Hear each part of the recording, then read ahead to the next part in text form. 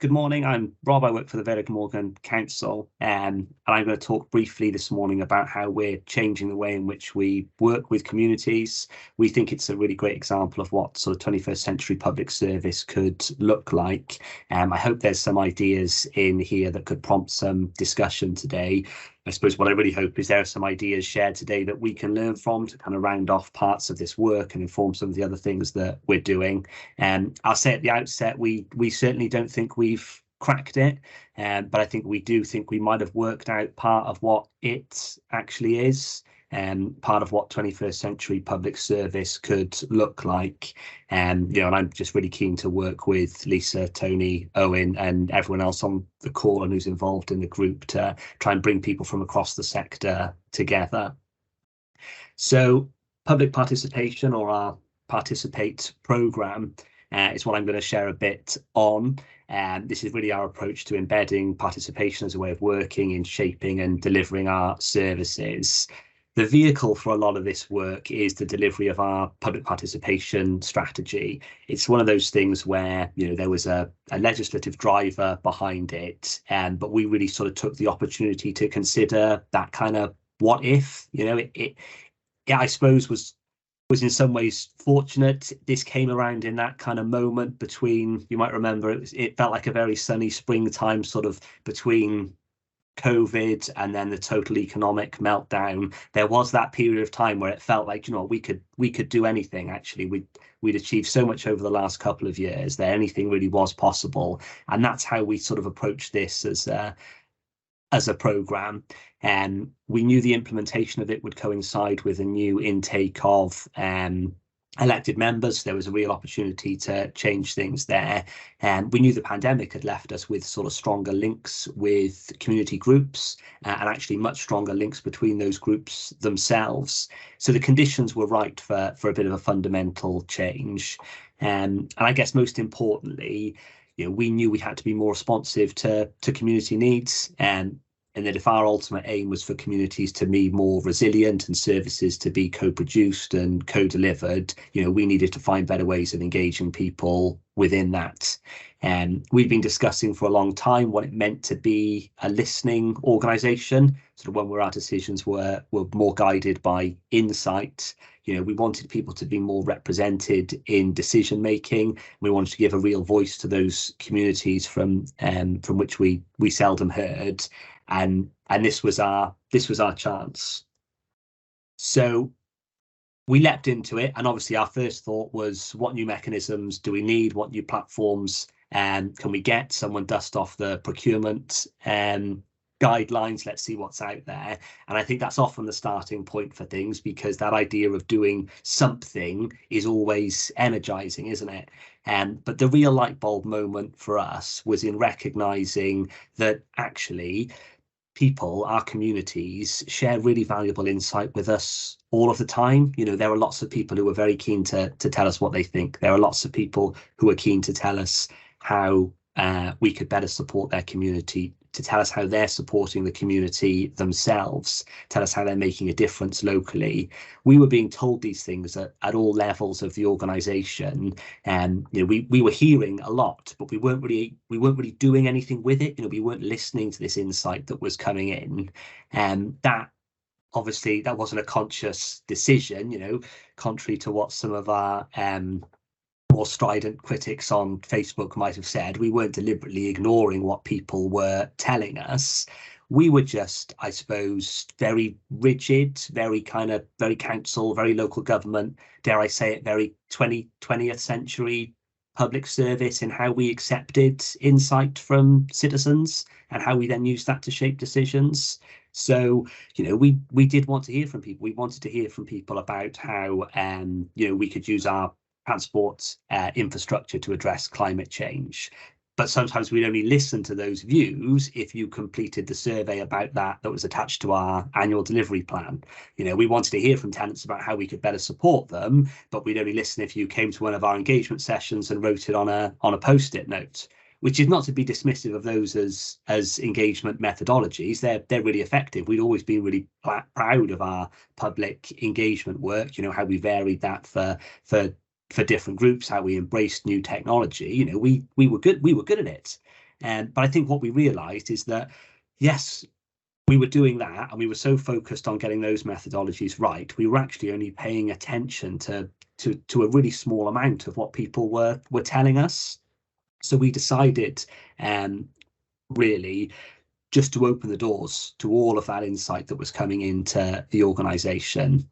So we mapped all of the ways, beyond those kind of exercises that I've just spoken about, that people were talking to us. So via our social channels, via our contact centre, via our elected members, directly to our staff when they were out there delivering services. And we looked at how could we capture that? How could we sort of analyse it in some way and put it alongside all the great info that was being gained from that engagement work? And how could we start to share that insight internally? And we took some things that we were already monitoring and analysing and tried to view those through a new lens. So, for example, we'd always had performance data around our website, but we started to think, actually, what did this tell us? Not just about how the site functioned, but about how the people who were using it were interacting with the organisation. And then really we started to try and work at the 100 miles an hour to pull all of that together. And begin to share it internally. That sharing was pretty rudimentary to start with, but we're now finding some really effective ways of packaging all those things together. All of what we're learning, all of that knowledge is now being circulated through a series of internal networks. We have an insight board that's chaired by our chief executive and has both kind of key service leads and those actually on the ground engaging with citizens as part of it. And we're working on, hopefully very soon, introducing sort of shared insight dashboards that blend some of the hard data we've always had with this kind of qualitative information. So that's available to everyone across the organisation, whatever job it is that they do. And that's the sort of digital half of it, and working smarter with that kind of digital insight is a really big part of what we're trying to do. But there's another part of it which I guess is guided by the principle that there will always be an invaluable role for individuals, for people within all of this, and that's for individuals who can connect our organisation with communities in the Vale, and I suppose act as kind of conduits for information back and forth. I mentioned earlier that one of the things we were really focused on was enhancing the role of elected members in this work. And I think we were helped immeasurably by having real sort of political buy-in from the administration for this. We have participation established as a cabinet portfolio and a really passionate and engaged lead in that in Councillor Sivignana. Off the back of that, we were able to establish a new network of elected member champions that look at both kind of key issues within the community, things like social value, poverty, energy, and then another set who were able to, I guess, advocate for those groups that might otherwise be underrepresented in our work. So young people, carers, groups like that who too often don't have a voice. There's a point, I suppose, to make on that, and I'm looking at you, Owen, when I say I suppose we're talking within this group with a degree of a kind of Chatham House element. I wouldn't want to see this necessarily direct quoted against me, but we'd always had roles like that within the organisation, but too often they were titles on reports and in pieces of paper. They weren't meaningful, and we were able to kind of really energise those by, to some extent, making the champions almost accountable for their advocacy. So having proper forums in which they were to bring this insight forward, challenge officers, challenge decision makers, what we were doing in those areas, and it's totally re-energized the whole thing. Corporately, we look now at how we can equip those champions, but also all of our elected members with what they need to actually go out and have meaningful discussions with people on these sorts of issues. So all the information, the knowledge they need to support that, and clear routes back into the organisation to feed in those views. So as well as making those champion roles meaningful, we're kind of more directly linking communities into the democratic process. And the next area of our work, and the one that we've sort of most recently begun working on, is then changing the dynamic of how we work with those kind of third sector organisations that advocate for groups primarily with protected characteristics in the Vale. Again, we'd always had forums in which we'd consult with those groups, where sort of typically we'd share our understanding of issues and ask for their views on policies we were putting in place to address that. And earlier this month, we've made the offer to those groups in the Vale to totally turn that on its head and ask them to start bringing their insight to us and challenge us as an organisation. What are we doing to address those things? What are we doing to respond to that? And we know absolutely those are the organisations that will enable us to reach those who too often we don't. And I guess the theme that runs through all of this, we want to stop talking to them and start listening to what it is that they can tell us. And I guess that takes me on to my sort of final example of what we're doing, which is my current obsession, which is around social listening. So we're doing a really in-depth piece of work at the moment to map all of the sort of online spaces in the Vale of Glamorgan where people come together, so we can tap into those discussions and hopefully use that insight to better plan our services. In time, the dream is that we can start entering into a bit of a dialogue with people for those groups as well. 10 years ago, we probably have been convening, town hall meetings to speak to people about local issues, but it's 2023, and you know what? Hundreds of people come together every evening in Facebook groups and WhatsApp chats and lots of other forums to share what they think about their communities. A big part of my role is working with social media, and I can assure you that if you look hard, and you do have to look hard for it at times, but there are still some very positive discussions taking place online. And a lot of these are often sort of single issue groups where you see people united by a desire to enact some sort of change.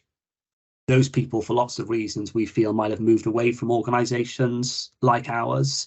And I guess our big hope is that by first learning to sort of listen to what drives those discussions, we can then start to adapt our thinking in line with it.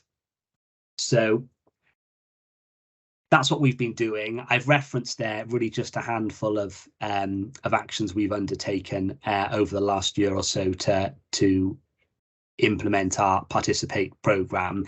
I know time is very tight this morning, so we probably don't have space for a Q&A after this, but I'll share my contact details, and I'm very happy to catch up with anyone after the session who wants to talk about any of this in more detail. I think the point that I'm trying to make is, in the Vale, we recognised that we needed to fundamentally change what were quite well-established ways of working, and that we had to do that very quickly. And I hope that sort of tallies with some of the discussion that we're going to have today. And I hope it does that in two ways. Firstly, there is a wealth of insight out there that's available to us as public sector organisations, and I think we do just have to concentrate on finding the right ways to listen to that. Collaboration, co-production, community participation, all the things that we talk an awful lot about, and there are great examples of it across the sector. It's very much my belief and my experience that they don't require a huge resource commitment if we're savvy in how we approach those. Most importantly, if we're willing to quickly drop things that aren't working, we can move to doing new things very quickly. And secondly, and I suppose maybe more importantly, there are lots of things that we've done in the last 12 months that we'd spoken about for years. At some level, we always knew there were better ways of working.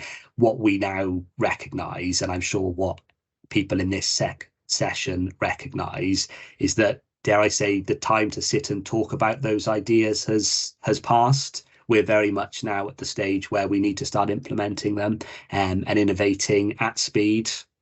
I'm sure I don't need to tell anyone about what's going on across the public sector, about how the way organisations are being forced to change very quickly, the way the needs of the communities that we serve are changing very quickly. But I do think that this sort of approach to insight and participation is part of what 21st century public service can look like, part of how 21st century public servants could work. And that's why I'm here today, I suppose, to share that and try and learn from other people's views. And I guess to round it off, I suppose I'm also here because I do think that the real potential for improving public services lies not just in individual organisations improving the way in which they work, but actually all of us pulling together towards some shared goals. You know, what underpins all of what I've spoken about there is citizens engaging with public services in a different way. Ultimately, it'll be them receiving public services in a different way. I think for that to work at scale, we all have to move together. You know, that there's going to be no one size fits all approach this for organisations, but there has to be some consistency, I think, across Wales in citizens' experience of using the public sector. You know, that's what's going to shape people's expectations and ultimately ensure that the work that we're all trying to do has the most impact. So I think we need those shared objectives to shape future ways of working, something that we can shape together and buy into together. I think that's what the 21st Century Public Service Programme can offer us. You know, and that's why I and the organisation that I work for are throwing our weight behind the programme, so we can equip ourselves and our colleagues with the skills that we need for the future. And hopefully at the end of this, when Lisa makes her call to action, we might have a few more people to sign up to that endeavour as well. So thank you very much, Diolch yn fawr, for listening. And I think, Owen, I'm handing it back to you. Absolutely. Thank you very much, Rob. Your passion is very clear to all of us. And thank you for sharing that. A couple of those anecdotes around the movement from hearing to listening. I particularly liked the addition of that social listening as well. Yeah, really appreciate that. And I think you've kicked us off perfectly in terms of our thought process. Good news, Rob, is we have got a minute or two for a question, and we do have a question or two. So we'll see what we can manage in the time that we've got allotted. So based on one of your last points, actually, Rob, there's a question from Avril in the chat. How have you encouraged staff to drop things that weren't working anymore and move to this new way of working?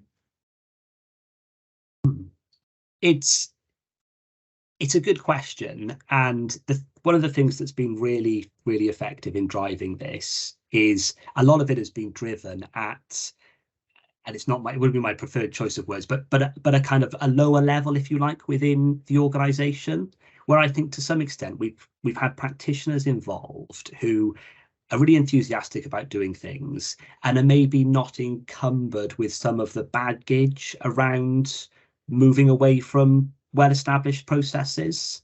Does that make sense? So they haven't necessarily been advocating for something for a long time in the way that you know, we often need to. It's almost like it's not their thing to defend. Do you get what I mean? And that's been really useful in maybe challenging how things haven't worked before. And there is something, and you know, it's hard to put a point on it, but I think the pandemic did change the culture within the organisation, where actually that, you know, it very much felt like there was no time to lose on a lot of things. So do you know what? If it didn't work, we just moved on. It wasn't a case of taking things to various forums and writing reports, etc., etc. We just dropped it and tried something new the next day, and that has carried on within the organisation. Yeah, so I think that's probably, those are the two factors that have helped guide that. Thank you very much, Rob. And just to get our money's worth, we'll go for another question, if that's okay. How important has political leadership helped with the speed of innovation and change? It has been really important. And I mentioned in the presentation there that the sort of the new intake of members and the change in administration last year, it brought, I think, both a kind of a political driver, which, to be honest, is always important within organisations like ours. It's something that the leader and the cabinet member responsible feel really strongly about, very much wanted to challenge us as an organisation to improve on. But it also just brought, I guess, a bit of a breath of fresh air. Do you know what I mean? We had different people talking about different ideas, and that brought a real energy to this work. And the other thing I would say, it probably brought a closer working relationship between some officers and elected members, which is not to say that those things weren't working well in the past, but actually having some new faces around the table, speaking openly around new ideas, it did maybe help reset some of those relationships. So it became a bit of a, I guess, a bit of a more open sharing of views. And again, that just leads to that or removes that reticence to stop doing things that we've always done. Again, just gave people that license to change.